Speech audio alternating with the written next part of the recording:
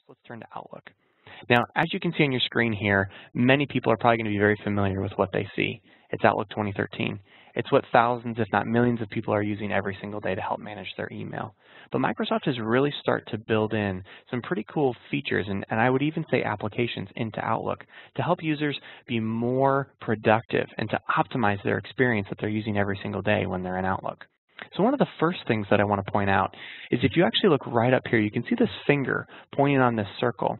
And what Microsoft is realizing and what they know is that many people are beginning to have devices that they have a touch type interface. It could still be a traditional laptop, but the screen actually has the ability to use it as a touch type interface as well.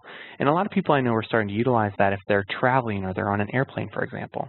And so all within the same Outlook application, you have the ability to go through that mouse type interface, or what I would say is that traditional type interface, what most people are using when they're using Outlook through a desktop or laptop, but to actually then convert it to a touch type interface.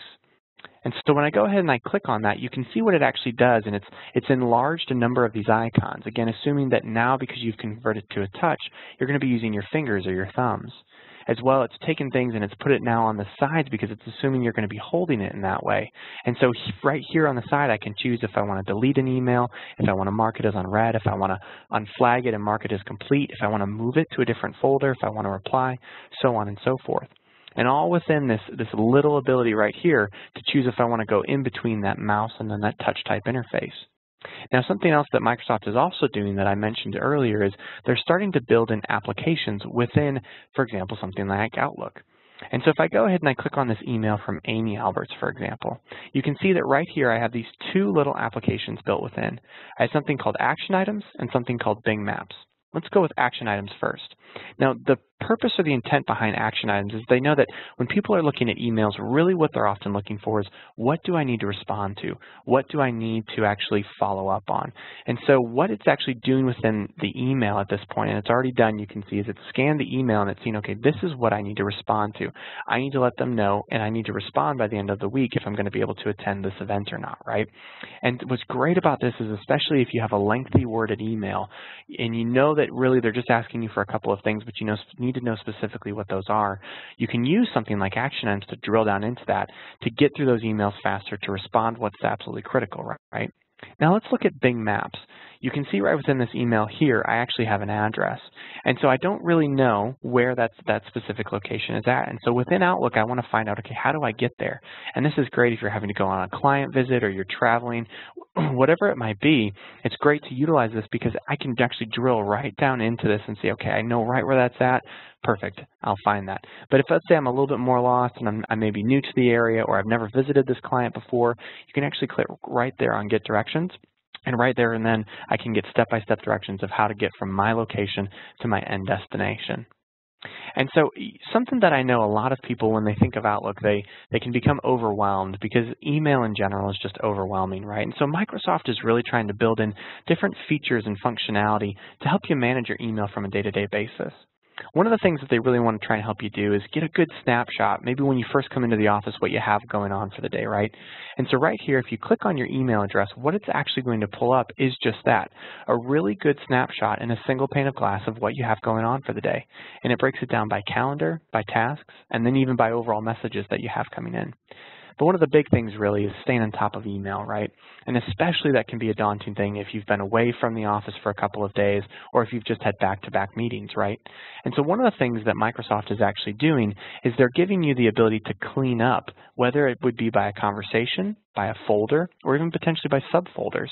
And so that way, when it means cleanup, is it's taking an email string and it's deleting all of the previous emails and saving just the last one with the entire string in it. And let's say, for example, that string kind of gets broken or gets segmented off. It will save each one as it begins to break off so that you don't miss anything.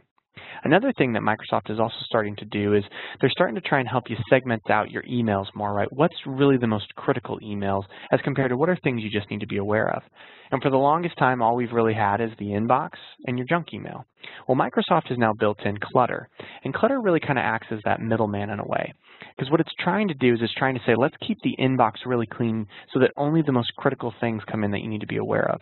Let's still send things that we don't really need into junk, especially things like spam, but let's use Clutter now as things of, this is something I need to be aware of, something I need to follow up on, but I might not necessarily need. And a lot of times in the past, people were doing this through things like rules, right? But rules aren't necessarily dynamic, and so as people change or they leave the organization or move on to different departments, you have to stay on top of those rules, and that can become quite cumbersome over time. And so what's really great about Clutter is that it really acts as an intelligent assistant in that way, because what it does is, let's say I take this email from Amy and I drag it into Clutter. Well, now what Clutter is going to begin to do is it's going to begin to say, okay, any email from this person or on this subject or whatever it might be, this can now automatically start going into the Clutter folder. And I can begin to segment that out on person, by topic, by group, whatever it might be, so that maybe emails that come from this specific person and when they relate to this topic only go into Clutter, whereas everything else still can go into my inbox. So it really tries to act as that personal assistant so that it keeps your inbox clean and you're really only focusing on those things that are most critical, right? And so those are just a few of the key features and functionalities built within Outlook that Microsoft is really trying to bring to the market to help the users who are utilizing it every day stay productive and really enjoy what they're doing because it's optimizing their experience. Now let's look at Skype for Business.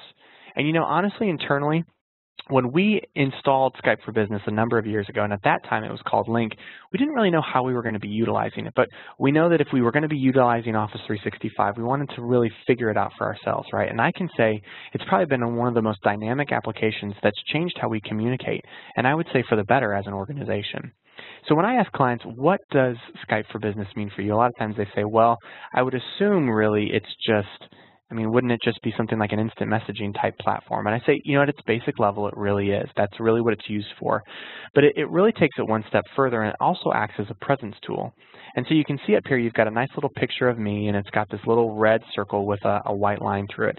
And really what that means is that I don't want anyone to disturb me right now. And specifically right now, of course, I'm doing a presentation, so I really don't want anything coming through. But I can manually change my availability if I want to. I can change it to this right here, which would show that I'm available, or to busy, or actually that I'm away right now. Now you can do that manually, but most of the time, honestly, I just have it go automatically from a changing perspective because it integrates within your Outlook calendar. So let's say right now I have this ending at 2:30. If I change it at 2:30, it will actually then change it from that little circle there with the Do Not Disturb to available, which is a great thing to have because then I don't have to worry about changing it, right? But really taking it beyond just that basic instant messaging tool, because you can see here I've got test typed in. If I were to send that, it would send to Alicia and act as that. But the other great thing I can do right within there is I can actually, right from this, choose to do a video call. And so if I go ahead and click on that, what it's actually going to pull up for me here is a nice little dialog box that's going to ask me if I want to actually do the presentation within all of that. And maybe I have to close that out here because of what it looks like. So I'll pull it up here, refresh it, because I know that that was going on there before. So if I go ahead and I click on this, there we go. You can actually see that I'm right here, and I can start a video call right there and then if I wanted to. Now I can also actually do a phone call if I wanted to, or I can actually choose to share out my presentation. And so all of these really enable you to communicate effectively within an organization, even if you're not within the same office. So I hope within all of this, you've really seen some of the great features and benefits that are built within Microsoft's Outlook application, as well as Skype for Business. Specifically today, we're going to be looking at Microsoft's OneDrive application, as well as their SharePoint application. So for many users, when you're going to be coming in and accessing OneDrive and SharePoint, you're going to be doing that through a browser. Now you can see up here, I'm actually accessing this through Google Chrome. I could also be accessing this through Firefox or Safari or, of course, Internet Explorer. Now for the purposes, I'm actually utilizing a demo tenant for this, and you can see up here when I've logged in, it provides me with a demo user profile. In this case, her name is Karen Berg. But when you go ahead and log in, this is the home page, the start screen that you're going to see. So you've got a nice little view down here of all the varying applications that are available to you, as well as you can go up to the top left up here and click on that Rubik's Cube, and it's also going to provide you with those very same applications. So let's look first at OneDrive. Now, if you remember what OneDrive is when I was talking about it in an earlier installment, really what it is your own personal but it's in business relation file storage. So for example, internally here at CCB, we have our shared file drive, which is our H drive, and we also then have our personal file drive, which we call our G drive. Our G drive in this sense would be very closely related to what OneDrive is. But in the sense of where your OneDrive really is just meant to be a document repository, as that's what most people think, it really actually is able to take it one step further beyond just that basic document repository. It really enables you to not just view those documents, but edit them, send them right from OneDrive to other users, and also collaborate with other users on the same document at the exact same time. So when you're coming into OneDrive, there's a number of things that you can do and that you can see here. And you can see that if this was, for example, my very first time, or let's say I've just done a major download onto my local system and I now want to upload that to OneDrive, I could very easily do that from here and choose whole folders or even just specific files to upload to my OneDrive. From there, if I just want those files to sync back and forth, so what's stored locally on my system as well as what's in within OneDrive, I can do that very easily here as well. Another great scenario of why people love OneDrive is, let's say, for example, you're working from home and your home system doesn't actually have the Office applications installed on it, but you need to go in and actually create a new document. Well, right within here, I could very easily go in and create a brand new Word, Excel, PowerPoint, or OneNote document. Now, within that, those are some of the document formats that I think can store here within OneDrive, but I can also store things like JPEG images or PDF files all within your OneDrive. So let's say, for example, I'm working from home and I've gone in and I've created a document very quickly, and now I want to be able to do some editing in that document. So there's just a general document that I've got right here, and I'm doing this because I want to show you what the Office applications through the browser actually look like, because a number of people think, is it very basic, is it very remedial? And the truth of the matter is actually it's a very robust platform, and for most users, you're really not going to be able to tell the difference between the online version and then the locally installed version that's actually going to be on your system. So right here, in order to edit this, I can choose to edit in Word. Now in this case, because I have Word installed on my system, it gives me that option. If I didn't have it installed locally, it wouldn't give me that option. So let's again say for this example, I don't have it installed and I choose to edit it in Word Online. So now what it's going to do is open up this document, and it's going to enable me to have the ability to edit it right from here. So as you can see within all of this, I can very quickly do much the same that I could if this was the locally installed version that I was utilizing on my system at the time. Now, a great thing here is that if I actually wanted to send this document right from here to another user, I could go right up to the share portion here and click right on that, and I could choose to invite any number of people that I wanted to. The second that I invited them to do that, they would receive an email, and in them receiving an email would have a hyperlink right within there that they would click on, and it would take them to that document. Now later on in the SharePoint function, I'm going to show you what it looks like when you have multiple users in the same document editing it at the same time. But for this instance, just so it's good for you to know, when you send that document, they're not getting access to your entire folder or your entire OneDrive. They're only getting access to that one specific file, so you can be very selective in what they're utilizing here. Another great thing that you have built in is, let's say multiple versions of that document are being made and stored, and you want to be able to see that. Well, you could very quickly click on the ellipses here, which are just those three dots, and again, you see all these different functions that you can utilize. But if I click on versioning history, that's actually going to show me the different versions that were saved and also show me what changes were made and at what date and time. So it's a very powerful functional tool that really enables you to take it from being just a personal file document repository to being able to be a tool that you can utilize whether you're in the office or out of the office. Now, another thing within this as well that I just want to highlight before I move on is that this really gives you the ability to store a vast number of documents, because if you remember me communicating in the first installment, you can store up to 1 terabyte of storage for each user within their OneDrive system. So really your ability to, I would say, maximize this from a personal business relation use is very, very broad. Now let's look here at SharePoint. So again, let's go back up to the Rubik's Cube here and click on, Microsoft calls it Sites, but many people will know it as Microsoft SharePoint. And if we go on here and I click on the home page, what I want to show you is, in this instance, this demo user has gone in and their organization has really built out a robust and rich interface type SharePoint site for them. So you can see here it has a number of different features built within it that are very, very user friendly. It's got upcoming events for what's happening within the organization, popular documents that if you have the permissions to it, you have the ability to access any number of users, tied in within your Yammer feed, which is an enterprise social networking platform. You're able to kind of see what's going on and stay up to date, as well as just different things, what emergency procedures might be like, campus mats, so on and so forth, right?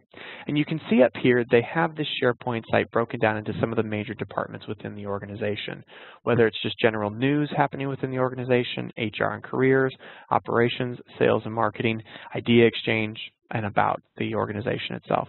So let's say for these purposes here, Karen's within the sales and marketing division within this fictitious company that's called Contoso. She's gone in here and she needs to be able to actually edit a document to make sure that before they go in and present all of that information to the client that it's up to date, right? So where this is stored here within this demo tenant for this different types of documents is within their collateral center. So I've gone in, clicked on the collateral center, and now I'm going to go to the collateral document library, which is here is called the L270 campaign. That's the specific one that Karen needs to look at. And she wants to go in and actually specifically look at this campaign messaging matrix. And so she goes in here and clicks right in on that. Now, as you can see here, it's just pulling up what looks like a general Excel file for me, right? Well, let's say she wants to go in and edit this now. So she's gone in and clicked that she wants to edit this in Excel Online. So what it's going to show here, and I'll pull it over here so that you can see it once I bring in another user.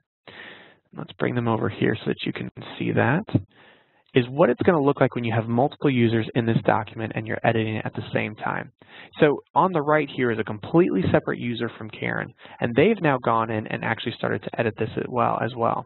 So one of the things that you can see here is that Karen Berg is listed within this other user as now also someone that's editing this document.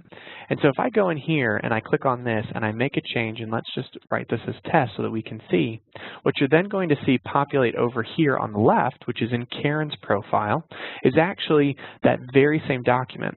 And so you can see here what cell they're actually in and what changes that user is specifically making.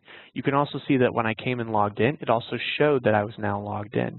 And so really this gives you the ability to be working on the same document at the same time, but it's also recording who's making those changes and what changes they're making, and it's saving those versions in case a major change is made and it's quite disastrous and you have to restore back to a previous version. But it really takes that ability of SharePoint to not just be a place where users can come in and interact and see that information, but they can also come in and then collaborate on that information with other users. And we've just seen users within different organizations really take this and make this an effective tool across their organization with whatever it might be, because it enables them to properly manage the files within their organization, interact with those files within their organization, but then most importantly, and this is where I think SharePoint really shines, collaborate on that information simultaneously with other users in the organization, whether they're in the office or out of the office. So I hope that this brief demo here has given you a really good idea, be it ever so quick, of how you can utilize OneDrive and how you can utilize SharePoint within your organization to really enable your organization to increase in their efficiency and productivity.